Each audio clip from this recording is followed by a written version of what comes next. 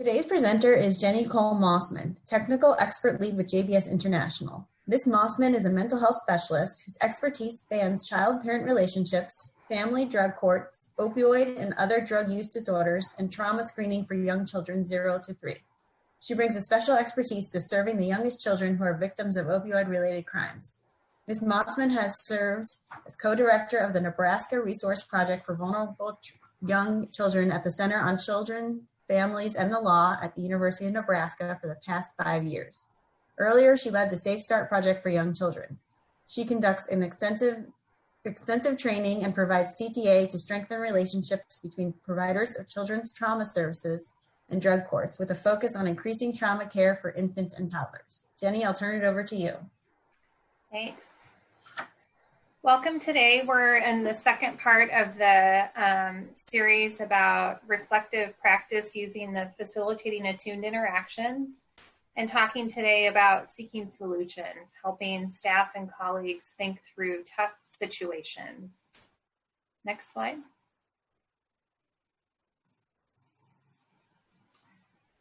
So most of you already work in fields where you're having to deal with difficult problems, and we talked a little bit in the last webinar, the first part of this series, also a lot of emotions.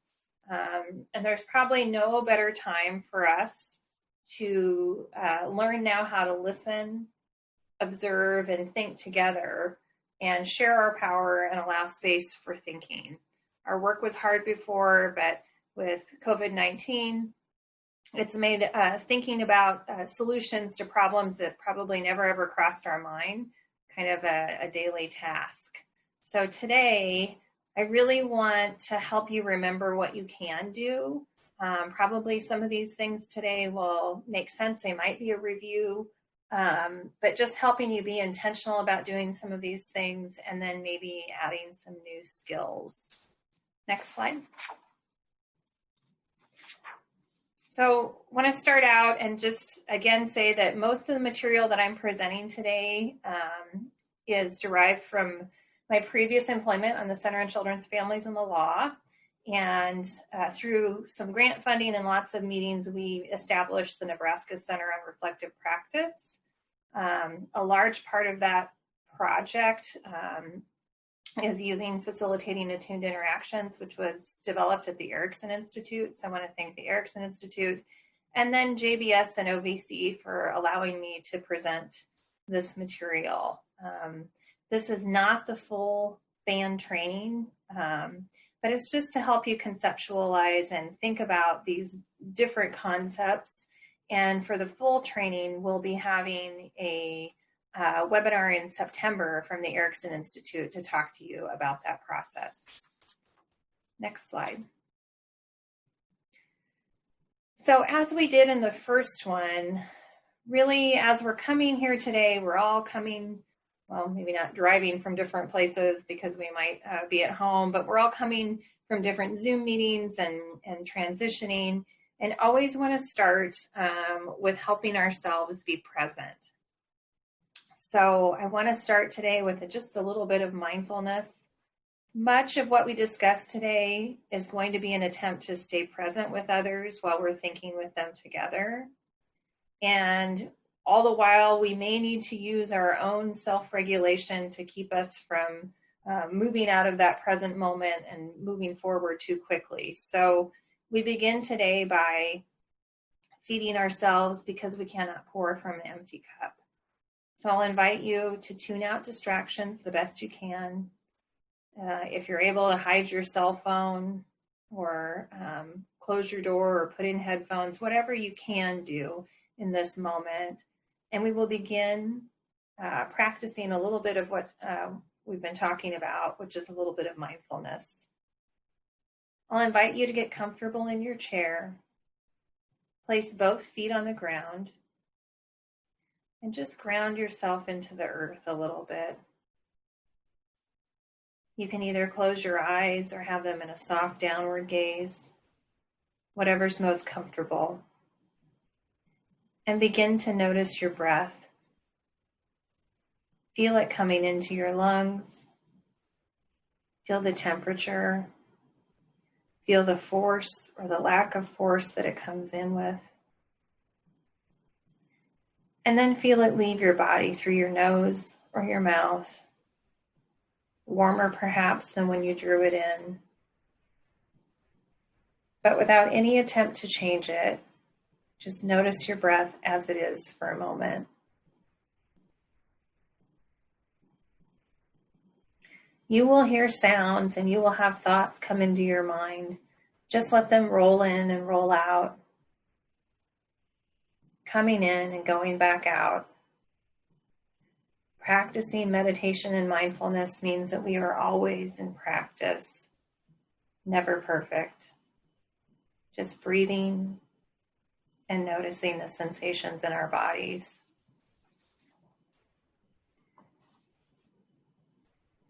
We will take a moment today to elongate our breath for just a minute. We begin by breathing in, filling up your belly with air, drawing it up into your heart and lungs, into your back body, until you are completely full. And here we pause. Then letting that breath slowly leave, first through your nose or your mouth, letting go in your back body, leaving your lungs and heart, and drawing in your belly until it's all gone. And then we fill them up again, up through the belly, into your lungs and your back, pausing at the top of our breath, then letting it go gently and slowly, like air seeping out of a tiny hole, deflating a balloon.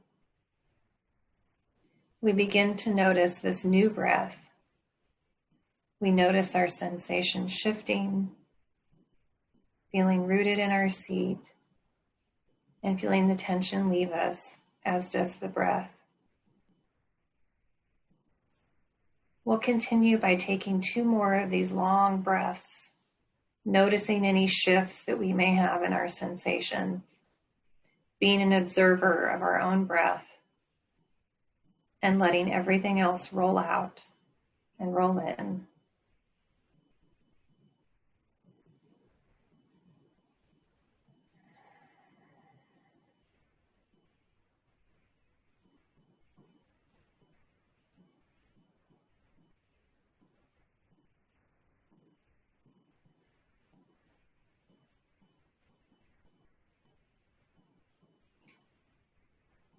And now we begin to come back to awareness.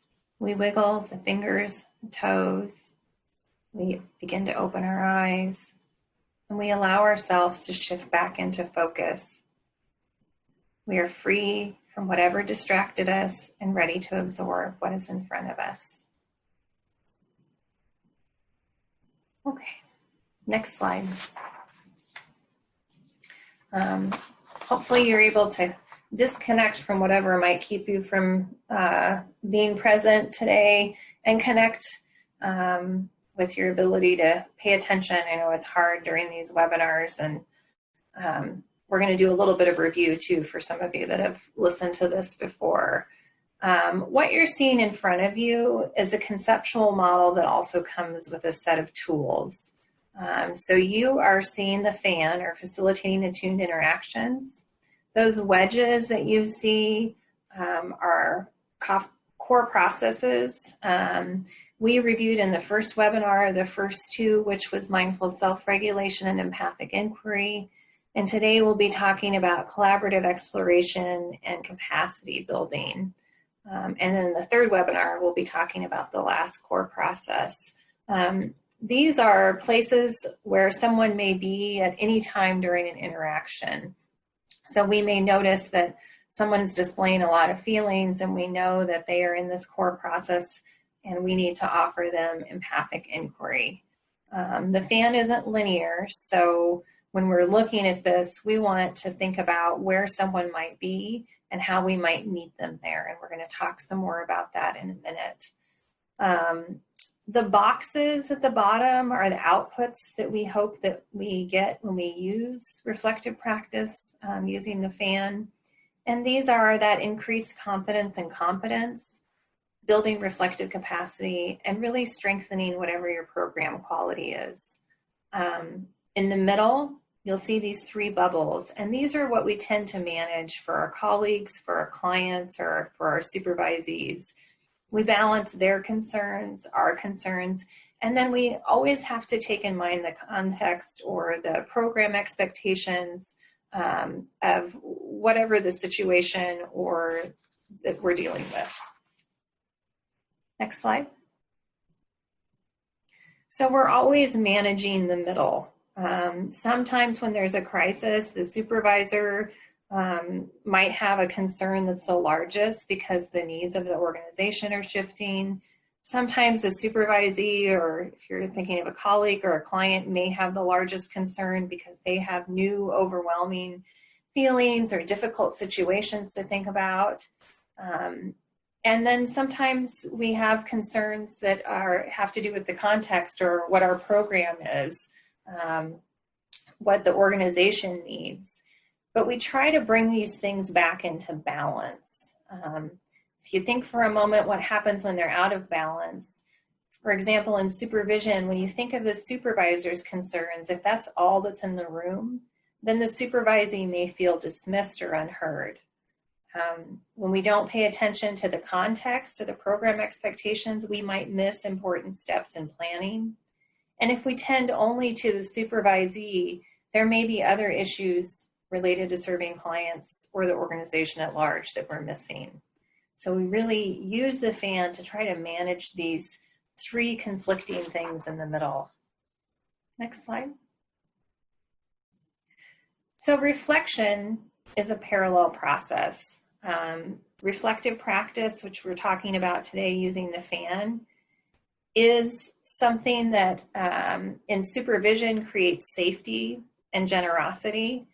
And that safety is what is necessary in order for us to think through things together.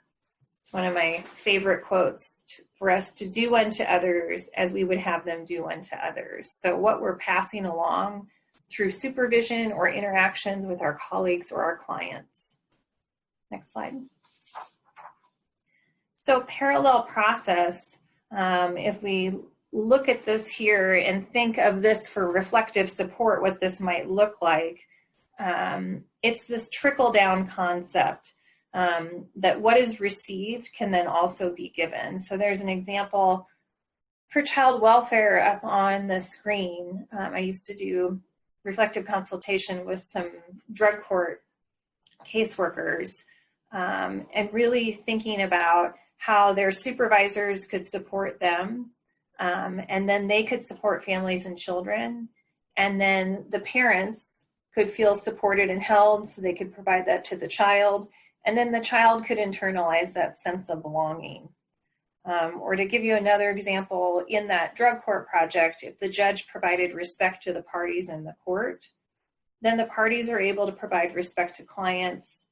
Clients can provide that respect to children and other family members, and so on. So thinking about parallel process and reflective support, and today particularly how we can help build people's critical thinking so that they can solve their own problems. Next. This power of feeling understood is really the theory of change for the FAN. It's based upon attunement and creating safety for us to regulate, think together, and try new things. So when someone feels truly understood and known, that attunement creates a space where it's possible to try new ways of interacting.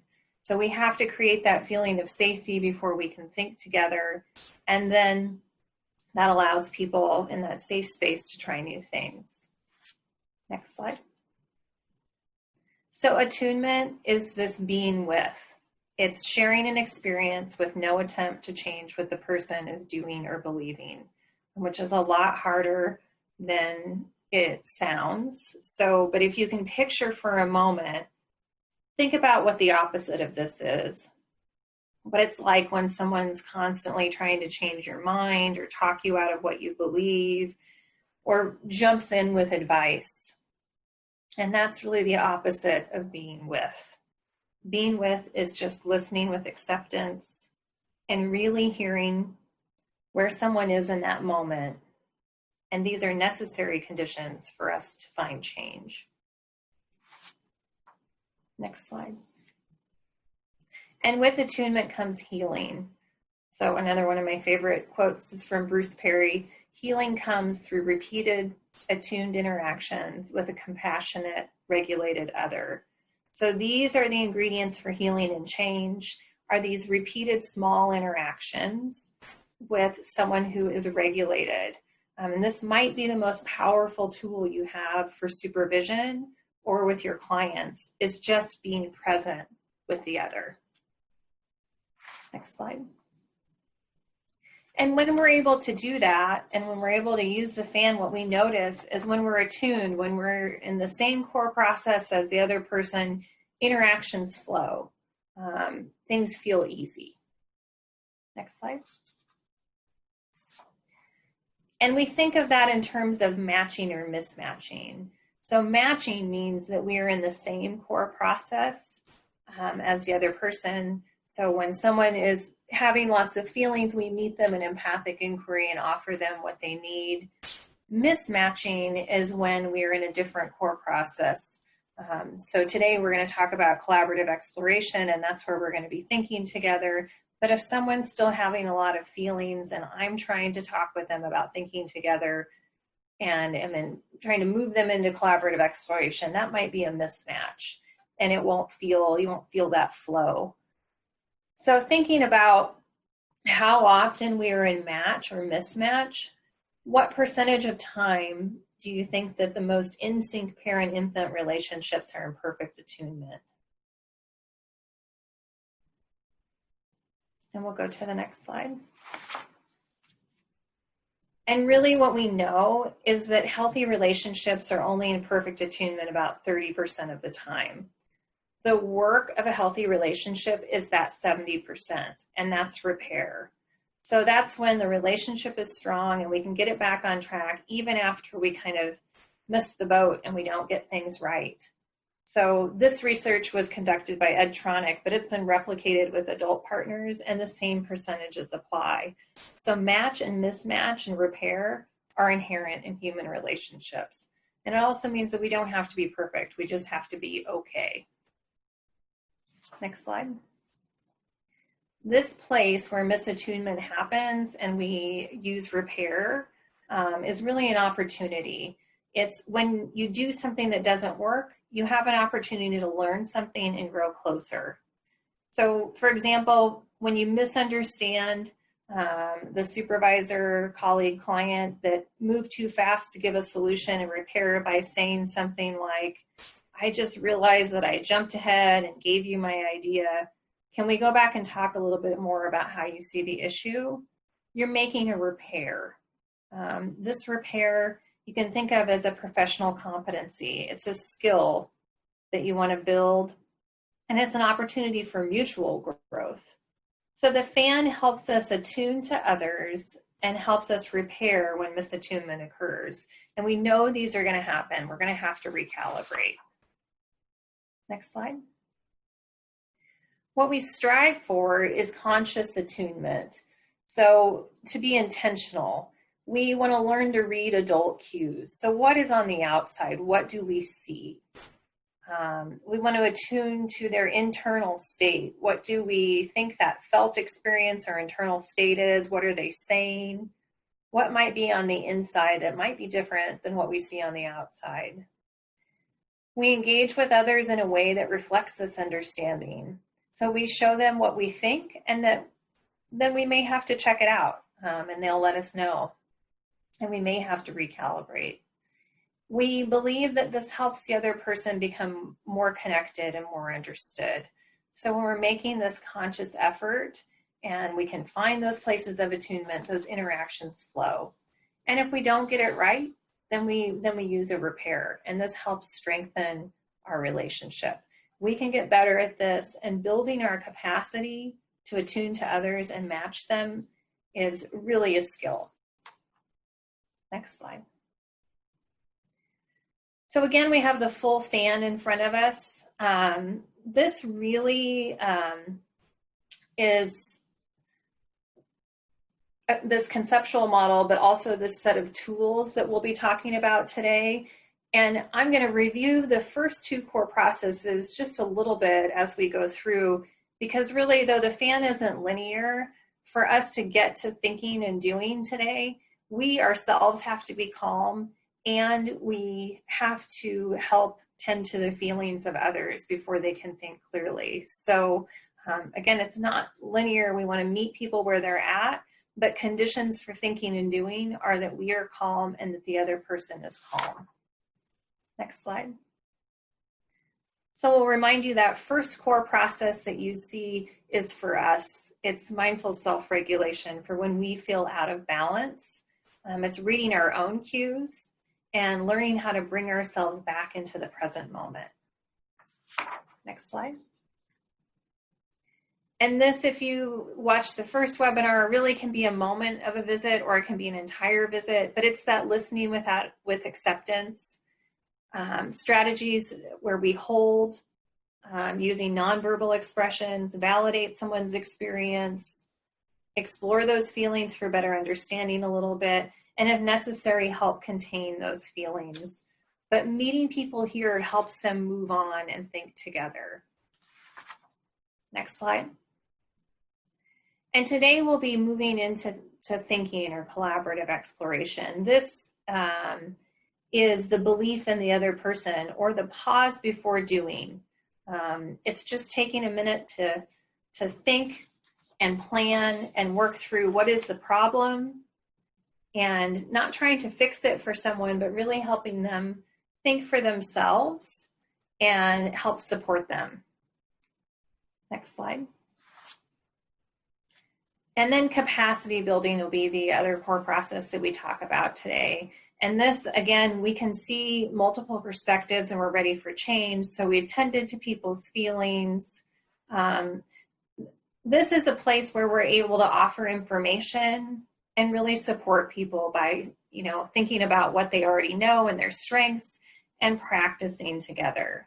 So this is a place where sometimes you and your staff already know what they need to do, and they have a plan in place, but it's just really hard because they're missing something. They might be missing a piece of information, or they might just need some support. So the goal of this process is whatever we work on together stays with them after we leave.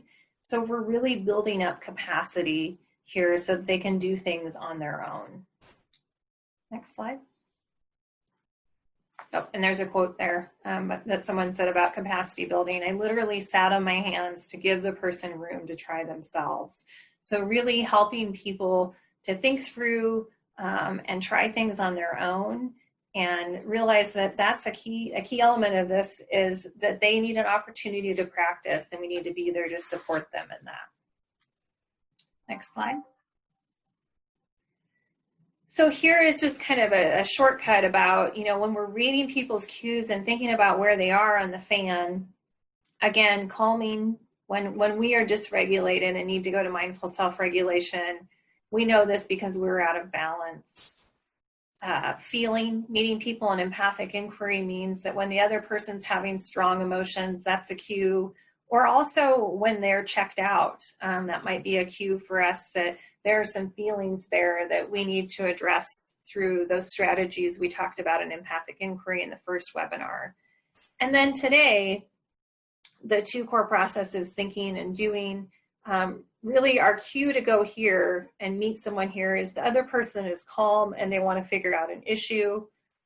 And for doing that, the other person is regulated and they're focused and ready for change. So this is where they need information or help. Next slide. So we're going to review really briefly, just a little bit more in depth, the calming or the MSR core process, just because without this, we are unable to do any of these other core processes effectively, because we have to bring ourselves to the present and keep ourselves calm so that we can help others be calm. Next slide.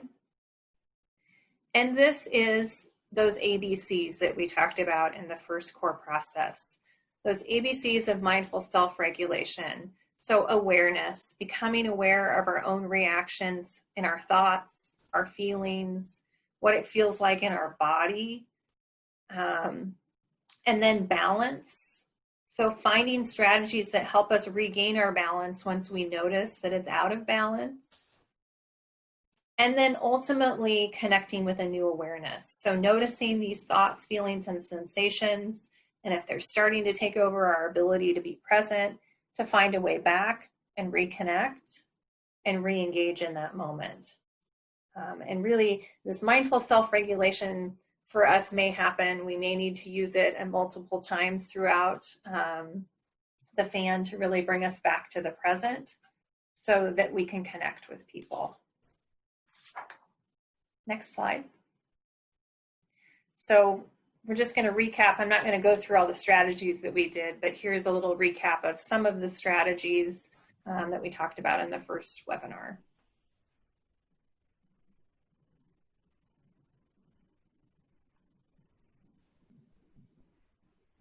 You can play the video.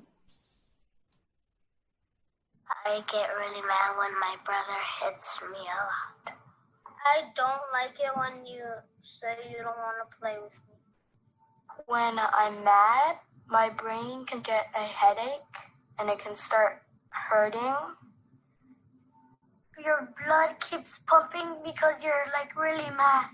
And you start to get sweaty because you're getting really, really mad. And then when you start getting really mad, you turn red. When your body can't really control yourself, mad just takes over your body. I just get out of control. It's kind of like if you had a jar and then the jar would be your brain and then you put glitter in the jar and that would be how you would feel. If you shook up the jar and the glitter went everywhere, that would be how your mind works. And it's like spinning around and then you don't have anything to think. And you sometimes punch stuff and people when you don't really mean it. When I get angry, I feel it in my heart. I really don't like when I get angry. The amygdala really reacts, but the prefrontal cortex tries to keep it down. When I feel like I want to, get really angry and yell, I just sometimes, take a deep breath. First, you find a place where you can be alone. Then you find some way to relax and calm down. When I need to calm down, I take deep breaths. I breathe in through my nose. Sometimes I close my eyes or just take deep breaths. It's calming down, it's not moving. It's slowing down and then it stops. And the heart pumps slow and then it goes into your brain. It's like all the sparkles are at the bottom of your brain.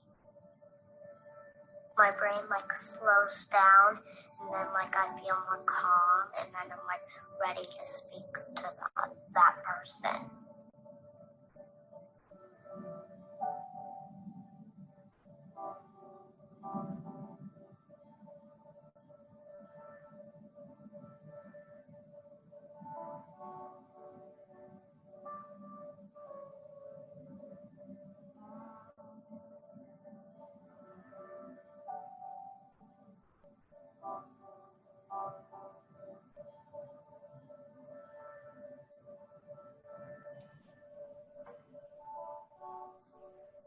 Okay, you can stop the video. That's just a reminder for us to think about, we often suggest these strategies and teach these strategies to kids, but they're really things that are a lifelong help for us to regulate and get present. And in the first webinar, we talked about the glitter that they show there, really that when we're all stirred up and dysregulated and thinking about our own feelings, we can't see clearly. So mindful self-regulation brings us clarity and brings us to the present moment. Next slide.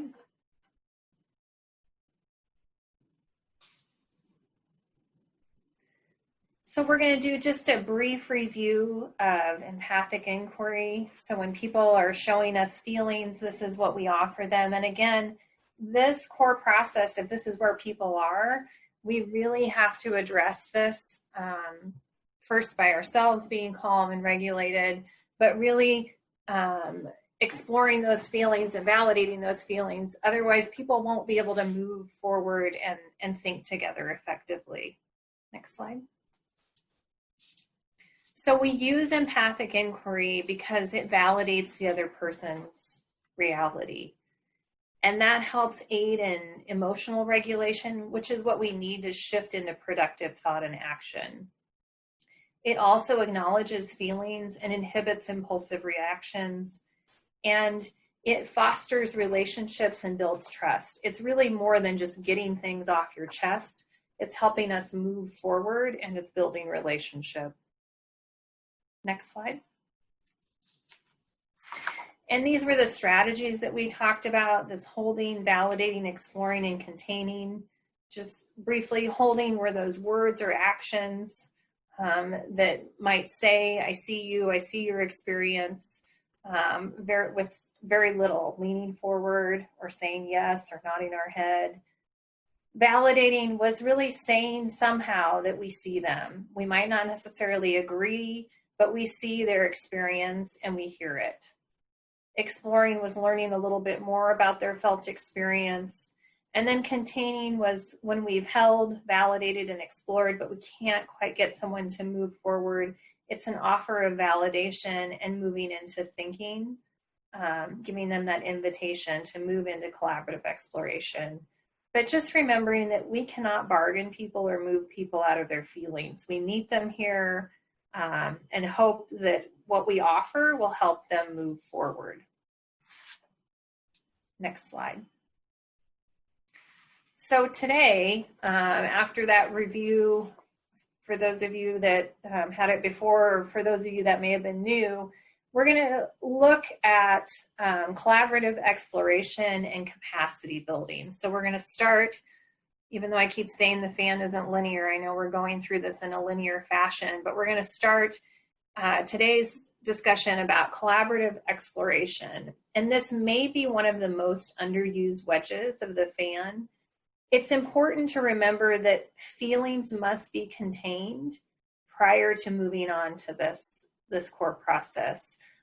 That doesn't mean that someone might not come to you and you might meet them in collaborative exploration. So someone may, when they have an encounter with you, either whether it's a client or a supervisee or a colleague, they may have those feelings in check and just really need to think through a problem.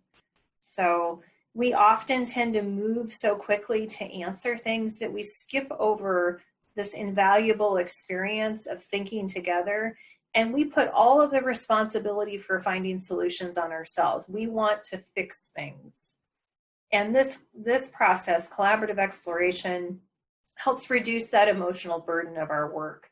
It takes the pressure off of you as a supervisor or with your clients or with colleagues to always have instant answers. And doing that builds critical thinking, and it builds the capacity of the other to approach problems in a collaborative way. So through this parallel process, the more experience others have with collaborative exploration in their own interactions, the more they are able to naturally use this process. So we're really, teaching people to be their own heroes when we're using collaborative exploration. Next slide.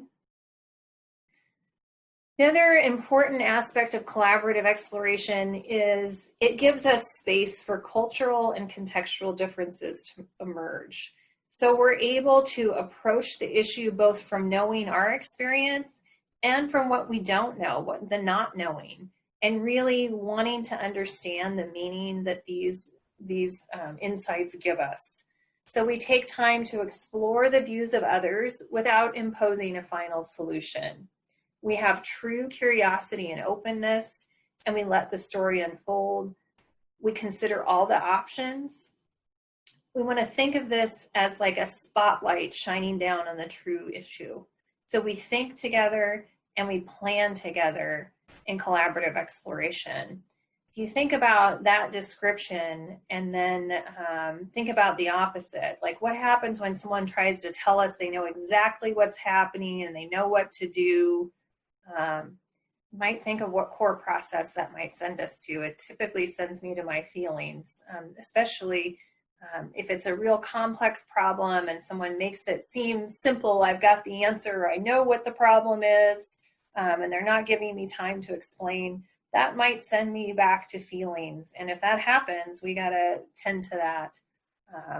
But really, collaborative exploration is the opposite of that. It's this curious listening that allows for all the context to emerge, that we know and that the person brings to it. Next slide.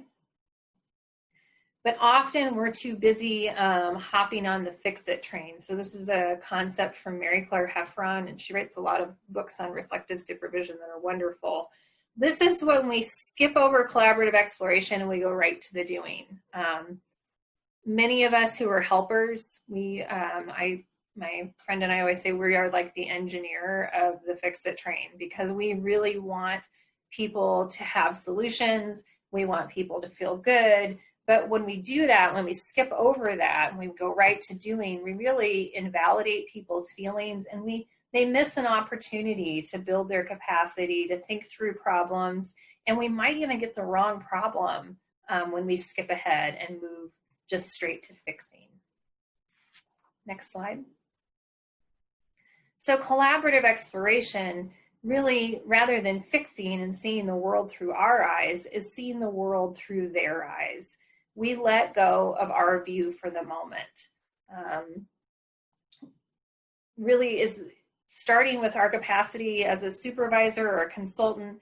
We have to see the world through our supervisees or whoever we're meeting with eyes. We have to be regulated, and we might get stirred up by all sorts of things, but we try to maintain our balance.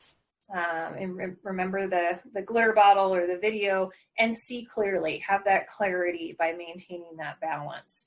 We want to see the world, see the child, see the family, whatever the situation is. We want to see it as they see it and understand it first from their viewpoint.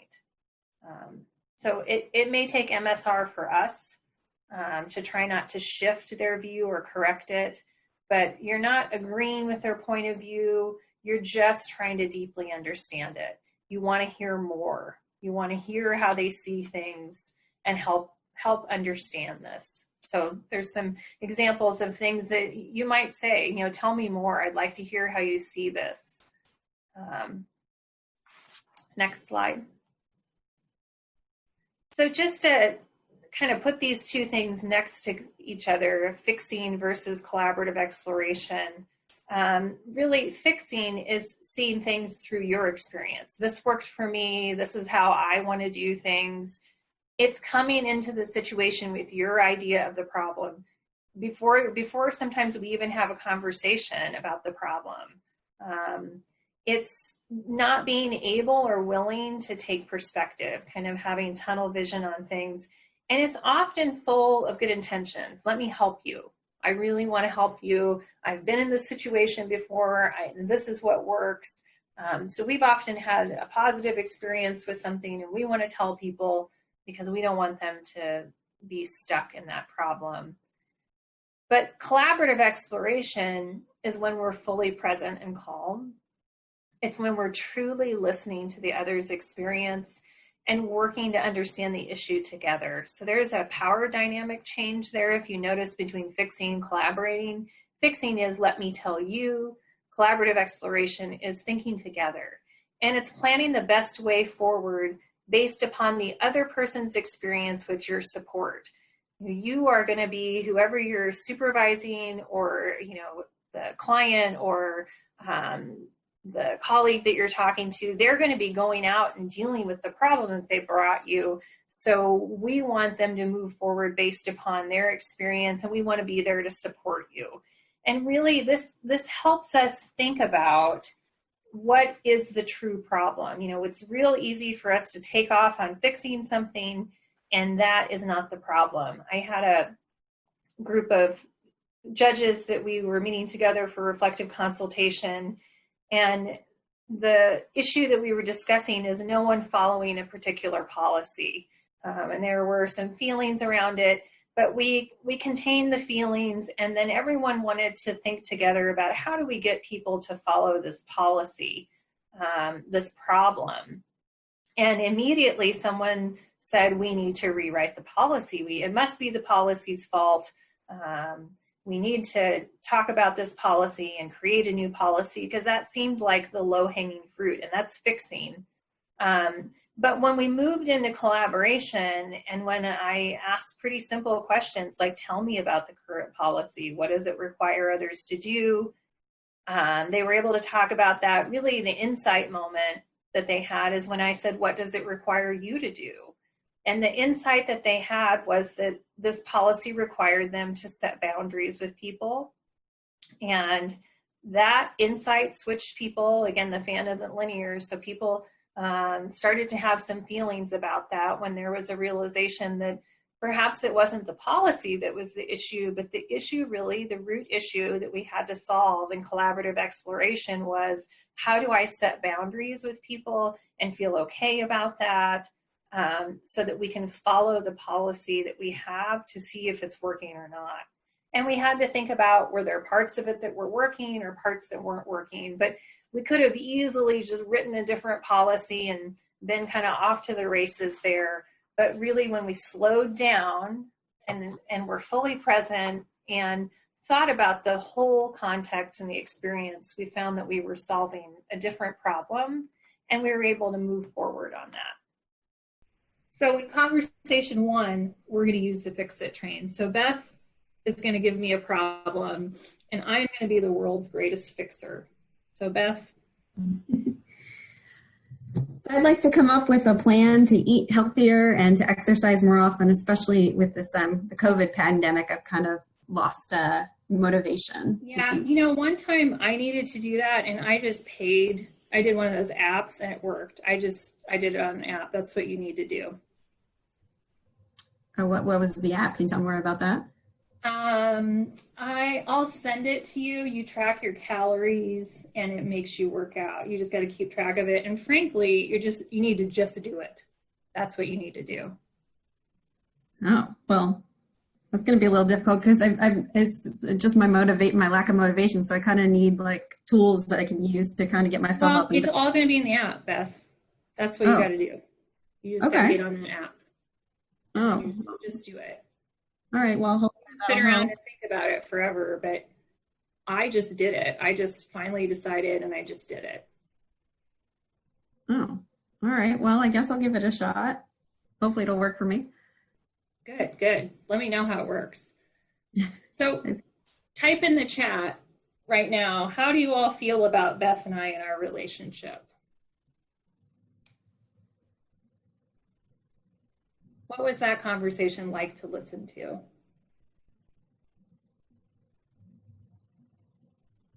Bossy, familiar, not a good relationship of equals. Yeah, seems like we're on different pages. And it's all about you and not her needs, for sure. Those are good observations. Now we're going to try it the other way. We're going to pretend like I'm Beth's other friend. So Beth is going to come to me with the same problem. Oh, she didn't feel listened to and one-sided. Those are all good observations. And I'm Beth's regulated friend that's been to fan training. And so Beth's going to come to me with her problem.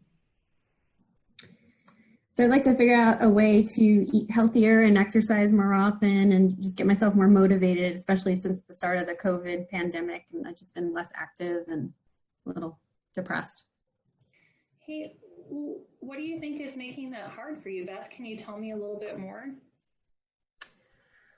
It's just that, we've been inside so much, and I haven't been moving as much or walking around or even driving and seeing talking with other people. So it's just been hard to get myself motivated, and especially in exercising.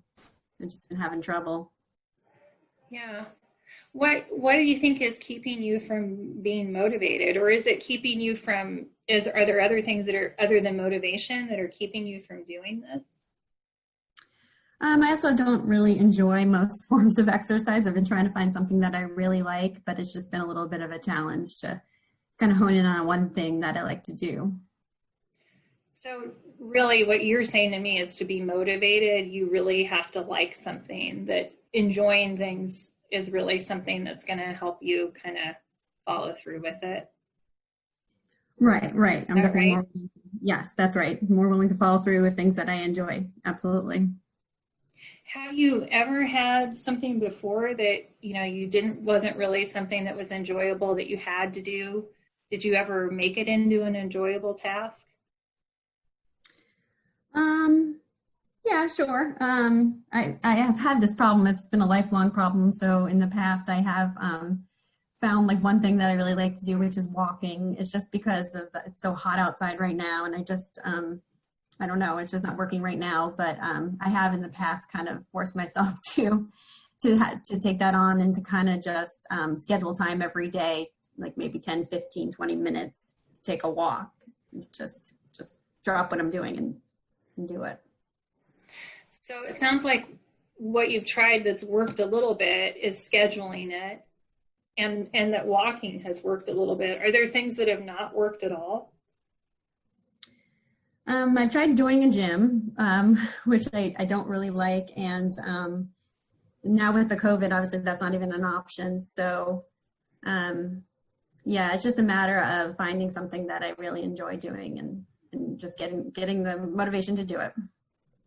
Yeah, it sounds like enjoying it is really important to you. Mm-hmm. Do you have other friends or people that you know that have workouts that they really enjoy? I do. My sister is kind of my hero when it comes to this. She has a special needs child. She has a really a stressful job, but she also finds the time to eat well and to exercise and to take care of herself and make time for herself. So she's definitely a role model for me. Yeah, and what does she enjoy doing for workouts?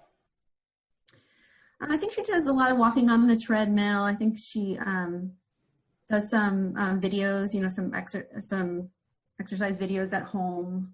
But I'm not really sure what else she does. So if you were to start doing something like that, walking on the treadmill, or asking her kind of what videos she uses, what would it feel like for you to talk with her about that and get some advice? I think I'd be comfortable with that. She's usually pretty understanding, and she's always willing to help me with my problems. So I think that may help a little bit in terms of getting my plans straight and having some ideas as to what I can do. And what would it be like for you to have a plan? It would be fabulous. Yeah. To have a plan, and yes, just to be able to kind of have it, maybe even write it down and have it like hung up somewhere in my office or something, just so I know, like, okay, now's the time I have to get out and walk, or this is what I'm going to eat today. That would really be helpful. So what would that look like? What do you think like the first step would be for you to get to that plan? Maybe have a conversation with my sister, and then, like I said, just kind of take the first, maybe just this month, and kind of calendar out when I can take the time to walk during the day, and then kind of maybe calendar out my meals, just simple stuffs like that. You feel like you're ready to do that today? Like, are you ready to call your sister and sit down and schedule out the time? Yes. Yeah. I think that's a good first step. It's manageable. Great. Well, let me know how that goes. Thank you. Appreciate it. Okay. So Beth's other friend just finished her conversation. What's the relationship like between Beth and the friend that uses collaborative exploration? The better flow, that's that attunement, compassionate, supportive.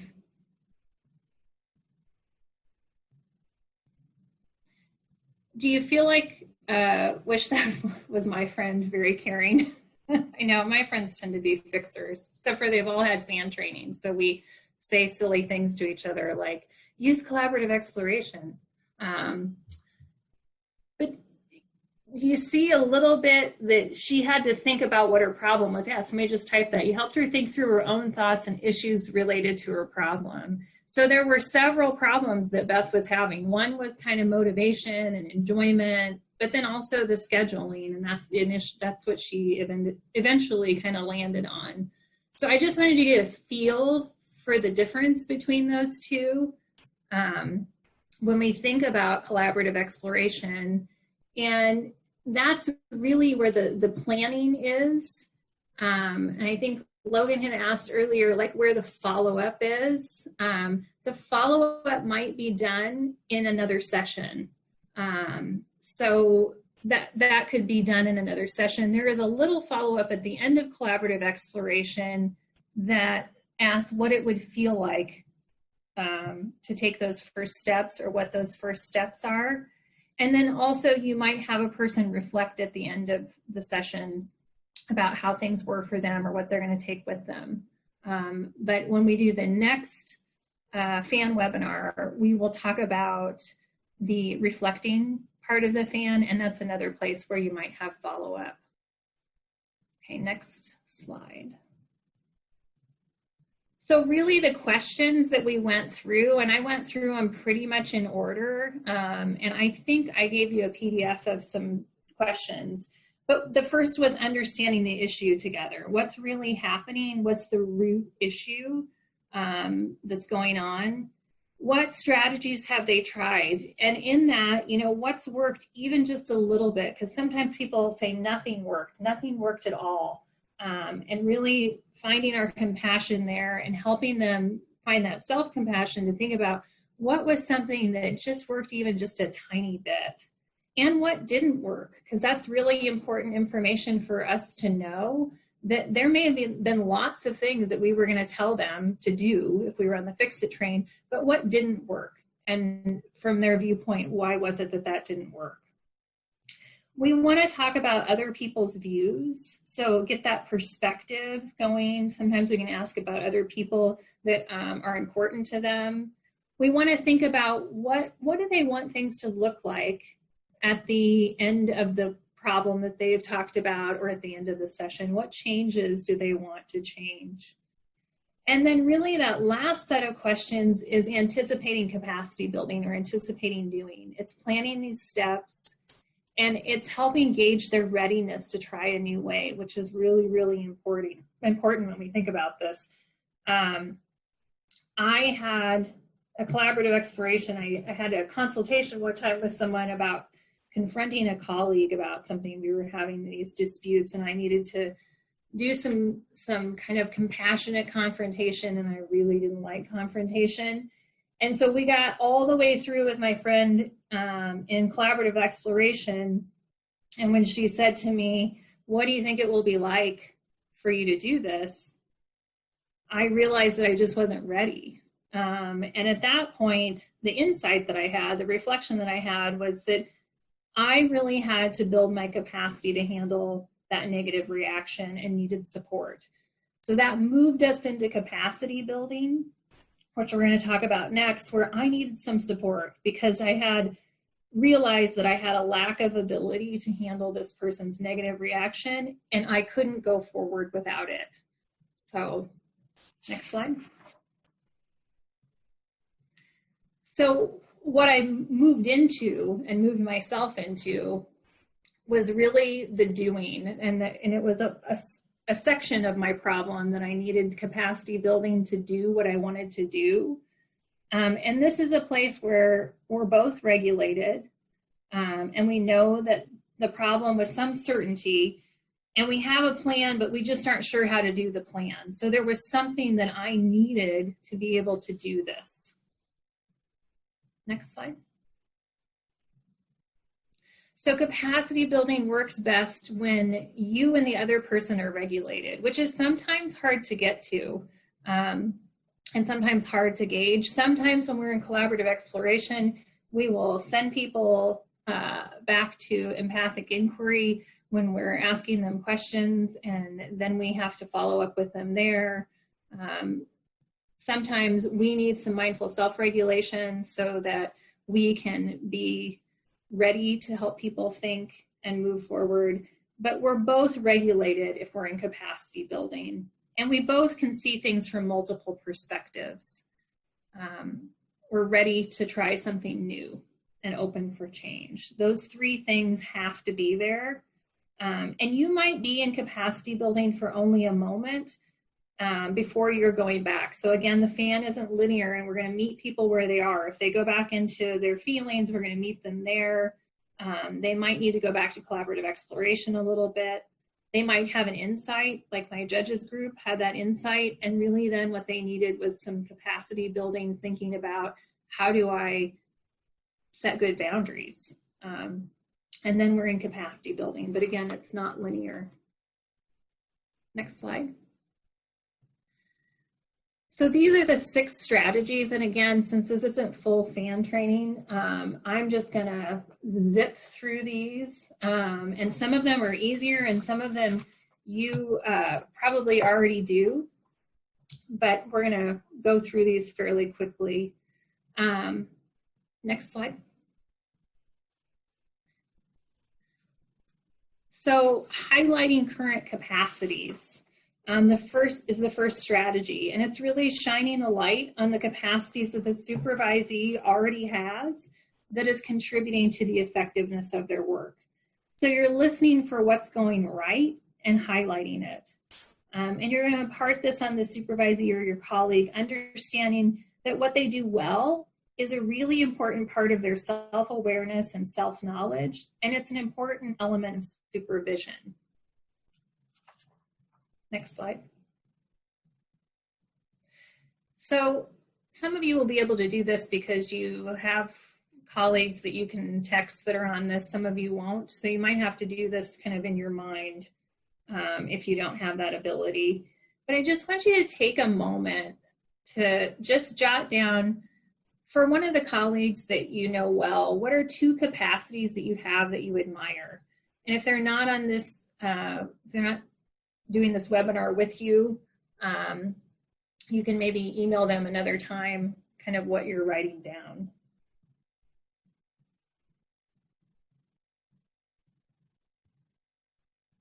So take just a minute to think about somebody that you work with, and what are those things that you really admire about them?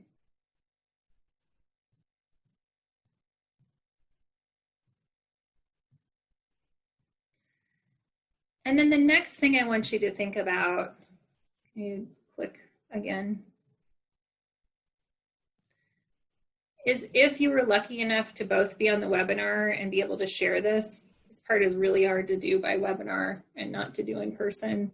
But if you were lucky enough to get a text from one of your colleagues saying, this is what I really appreciate about you, or if this has happened to you before, what is that like for you when people share with you something that they really appreciate about you? And type in the chat just for a couple seconds what that's like for you. When people say, this is something that I appreciate about you, you do this really well, I'd like to be like this. What does that feel like?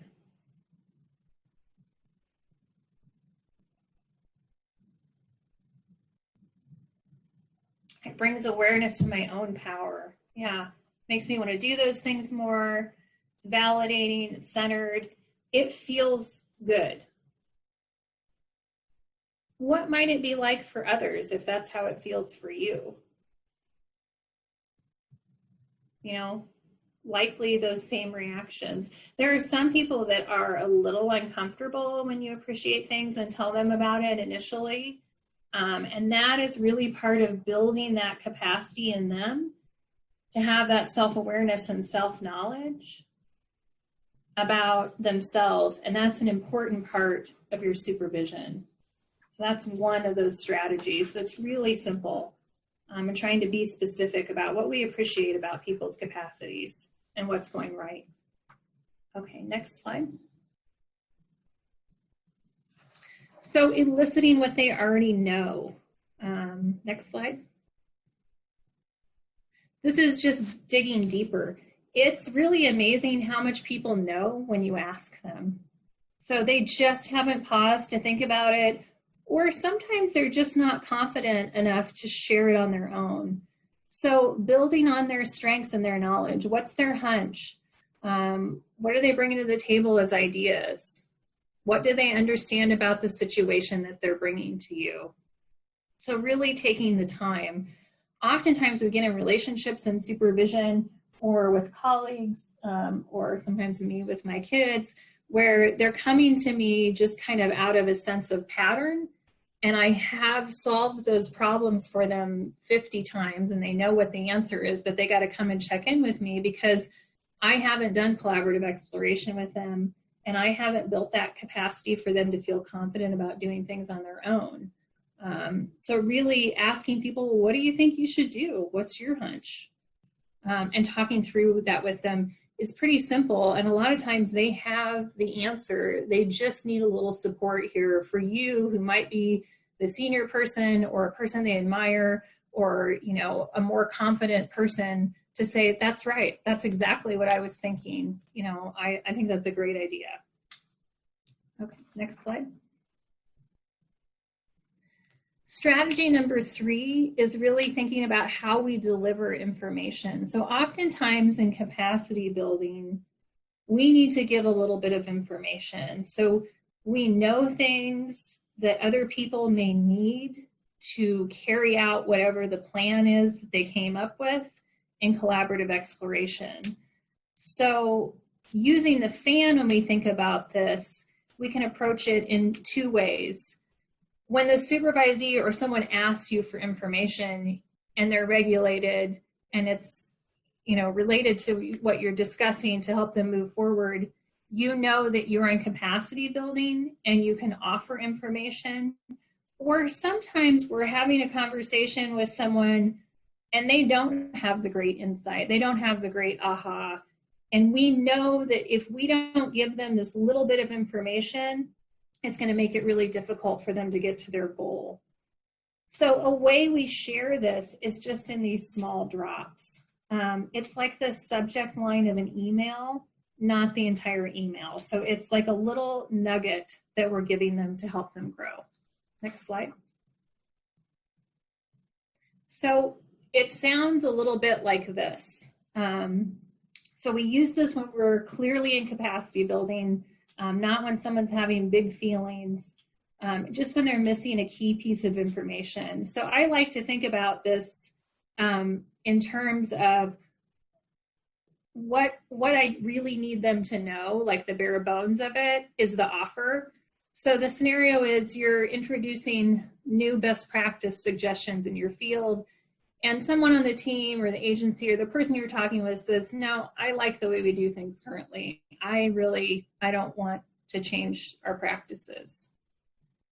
Instead of you busting out all the research, and you know, this is where sometimes we have to use our mindful self-regulation to help us not climb on our soapboxes and start, you know, going into a full PowerPoint of information that you think you need to give them. Just what's the really essential piece? So the offer is simple. It's a small thing. Some of these suggestions have been really helpful for others in our field. And then we invite them to explore that with us. I'm wondering if there are any parts of this that you might be willing to give a try. And then we're going to have a conversation. And we might be moving back into, sometimes when we offer information and explore it, it moves people back into empathic inquiry, sometimes back into collaborative exploration, or they may have an insight. They may move into reflection and say, you know, I hadn't thought about that, but maybe we can think together. This is really difficult, I think, first of all, to recognize, and then to chop it down into these small pieces, and just takes some practice. So we're going to do that together. Next slide. So here's an unfamiliar scenario. COVID-19 means that you have to make some changes to your work policies or your client contact policies, and your colleague or your client, you can pick whichever one, does not think that it is necessary to make these changes. So think, what information do you think they are missing, or what is one piece of information, and how can you offer it in one breath? And so let's type in the chat first, what might be some offers that we might give them when we are confronted with this?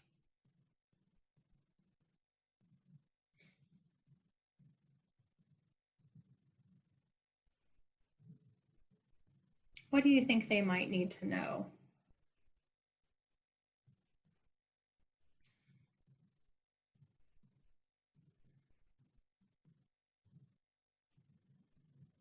Is anybody going to be brave and type it in the chat? Maybe you're thinking something like, maybe I want to tell them social distancing means we can see our clients in person. If we do these policies, it means I can see you in person. That might be the offer. And then the explore is really thinking more about what you offered. Like, what do you think that might be like for us to be able to see each other in person again? Would that be nice? Always a safe one for the explorer is, what are your thoughts about what I just shared? Almost always works. So these are difficult. And when you do the full training, we practice these a lot more. But really thinking about what information might be missing and how do I distill it into one breath. We in Nebraska trained our Office of Public Guardian, and this exercise tends to be really hard and people struggle with it. And they were really good at it because they often had to distill things into really simple, kind of concrete terms for people. So a couple of things in the chat. Let's think of ways you've adapted during the pandemic. Can we bring some of those ideas or lessons into our policies? Okay. And can you explore first before offering?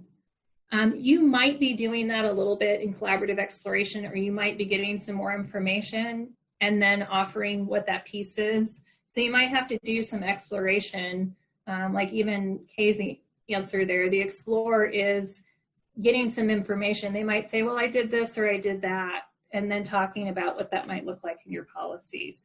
But it's a way to offer that information in small bites. So, next slide.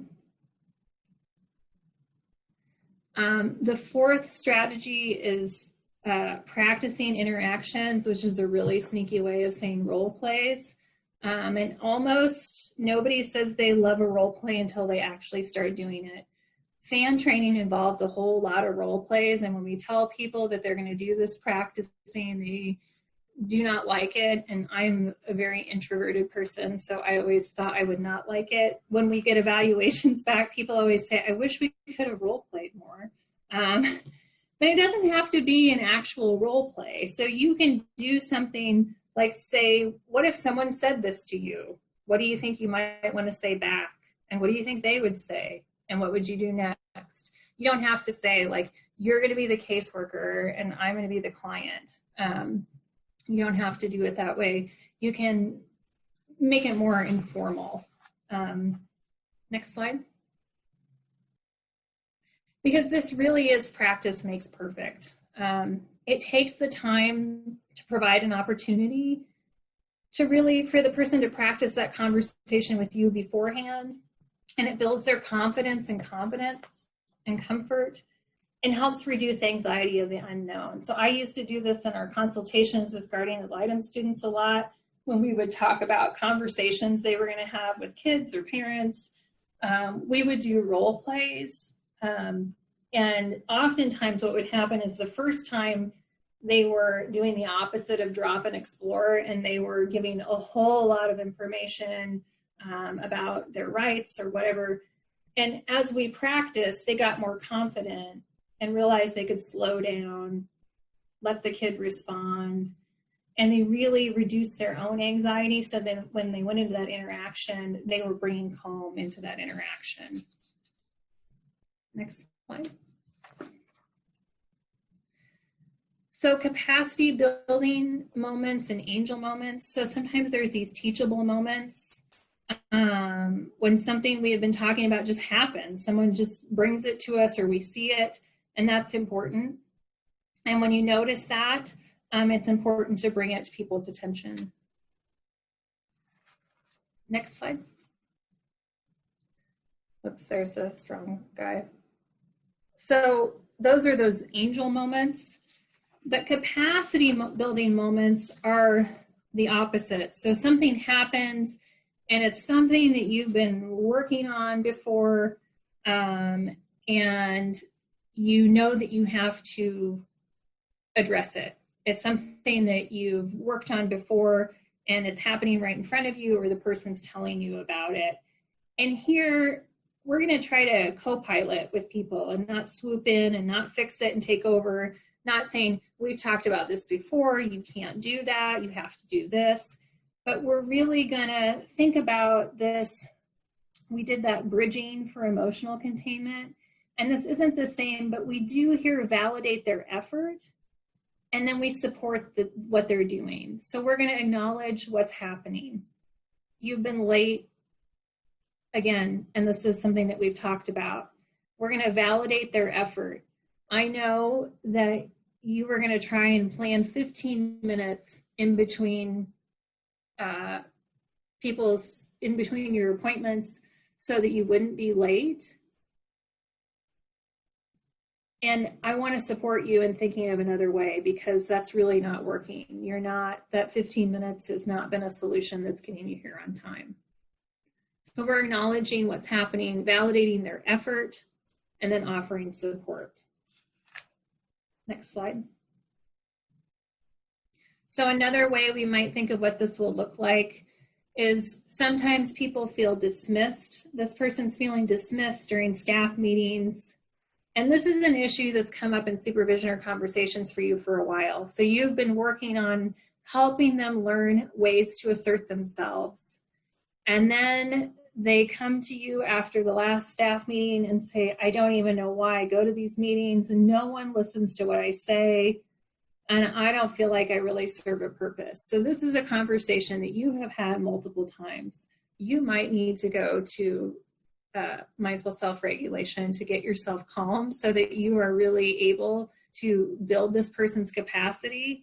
But we're assuming that this person is relatively regulated and they're just saying, I'm not going to go anymore. Next slide.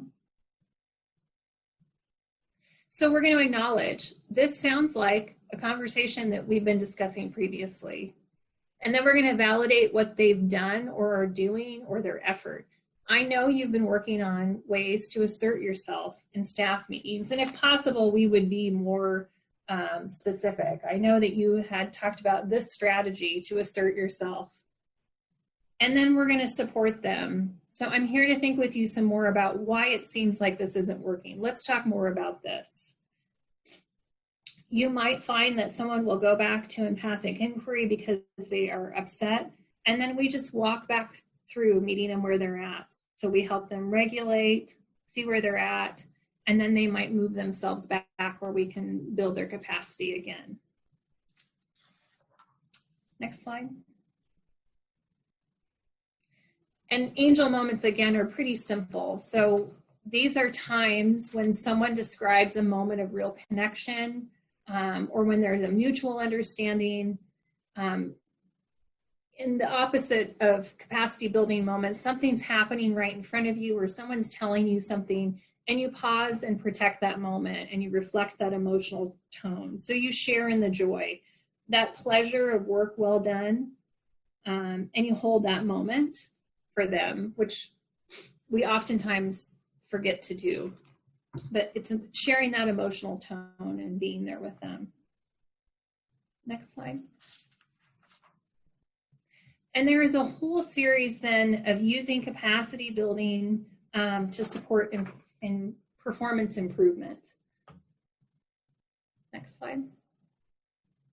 So I'm not going to go through all of this, and if we were doing the full FAN training, you would practice all of these capacity building strategies and when to use them a lot more. Capacity building, I think, is difficult because you sometimes just drop in for a moment and then you are moving back into other parts of the FAN. But if we're supporting their performance improvement, this is for people that might be on a work improvement plan. Really, if we're in capacity building and everyone's regulated and we know what the problem is, we agree upon the problem, we may have talked about solutions. So I think when Logan asked earlier, this is a way that in capacity building, you might be validating their effort again and sharing your observation or concern. You're going to want to know their perspective and then giving the expectation again and really setting up a detailed plan with them that you're going to come back and monitor. And this would all be happening during capacity building. So this would not be someone is emotional and comes into your office, or you are emotional because they have done something else again. Next slide. So you're not going to be able to do this perfectly every time. And there may have been parts today in capacity building. I know when I first went to FAN training, it took me a long time, and I've probably trained this like 60 times. It took me a long time to really, truly know when I was supposed to be in capacity building or what I was supposed to do there or to use the offer and explore. But just some things to think about from today. Remembering that being mindful and attuned is a practice. So continually having to drop back into mindful self-regulation and noticing and being conscious of where people are is something that we're going to continually be working on. And today working on noticing when people are ready to think together. That we want to truly be curious and open to other people's experience, and that takes a lot of effort. We often, when as colleagues or supervisors, and especially now when people are working from home, we have been pulled in many, many directions. So getting ourselves to a place and a time where we can be open takes some effort. And sometimes people just need a little support. So that capacity building is really a place where you are able to offer them, a little step to build upon for them to do things on their own.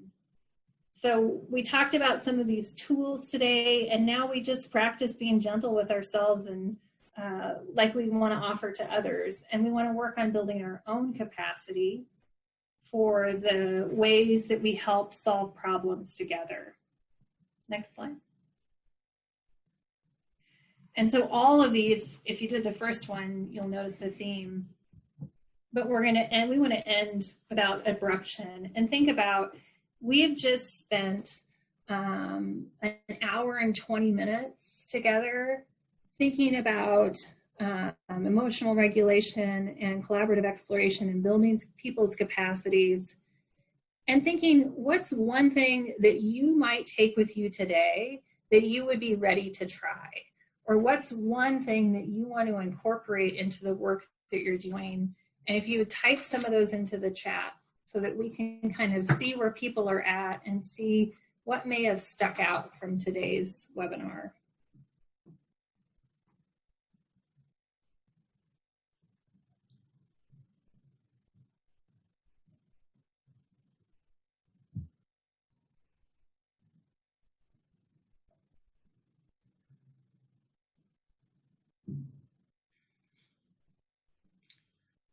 Talk more about the difficult feelings around change. Yeah. Remember to meet people where they are at without trying to fix it. It's always a good reminder. I remind myself of that daily and fail. I tend to want to jump right to solutions. Just reminding about the collaborative thinking. Me too, very important. Not to offer advice. Yeah. We can give a little bit maybe when we get to capacity building, but to think about how we do that. Be respectful, make time to feel, elicit from others are what they already know, especially my children, mine too. I find they really know how to do things. I like to tell them over and over again. All good. So we have 3 minutes. If there's any questions, if you want to type them into the chat, I'd be happy to answer a couple questions.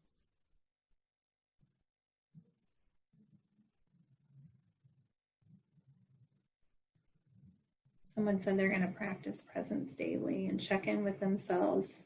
Yeah.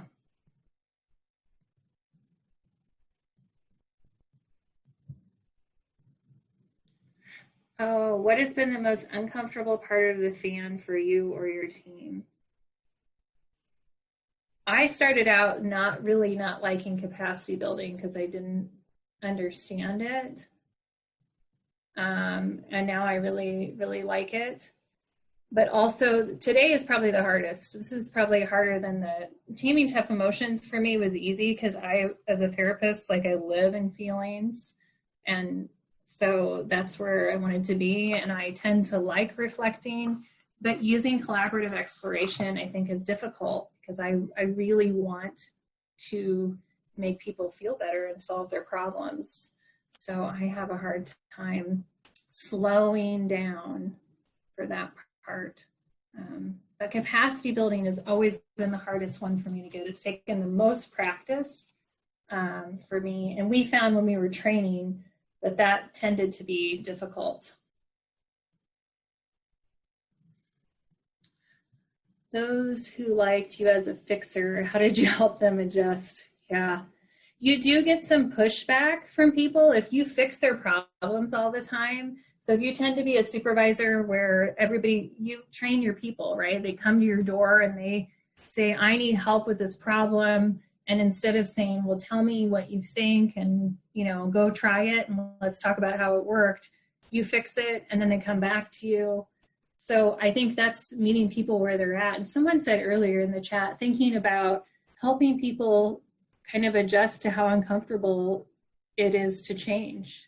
And so maybe acknowledging that we might be doing things a little bit different. And that's the rupture and repair. So I would think about saying things, and I have said things before when I get in that pattern, I recognize that when you come to me and ask me a question, instead of me really honoring the fact that you know a lot of things and that you've been doing your job for a long time and you have a lot of good ideas, I tend to just spit out a solution.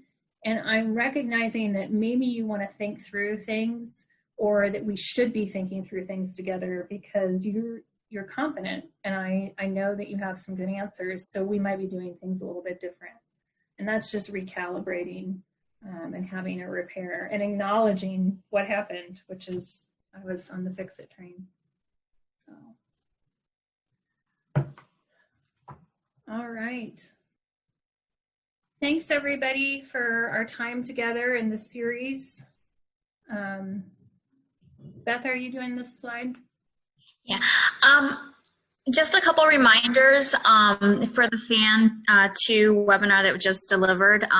There's a brief follow-up, a survey that we're going to distribute via our SurveyMonkey platform. So if you could take a couple minutes to respond, we'd love to hear your feedback. Also, the recording will be shared in the next couple of weeks for this webinar via the OVC TTA at jbs.com email. And then the next survey that will be delivered is taking a closer look, part 3 of the FAN, building reflective capacity in our everyday interactions. And it's scheduled for Monday, August 17th, around the same time. 2:30 to 4 p.m. Eastern time. So we'll be sending another reminder for registration for that one. Thanks, you guys. And thanks for using the chat. I know you have to kind of put yourself out there when you put answers in the chat, but it really does help. An hour and a half of me listening to myself talk is not ideal. And I really love to do these things in person. So thank you for helping me adapt to change a little bit by using the chat as we do this by webinar. And if you have questions, feel free. You can also email me. And there's my contact. Thanks.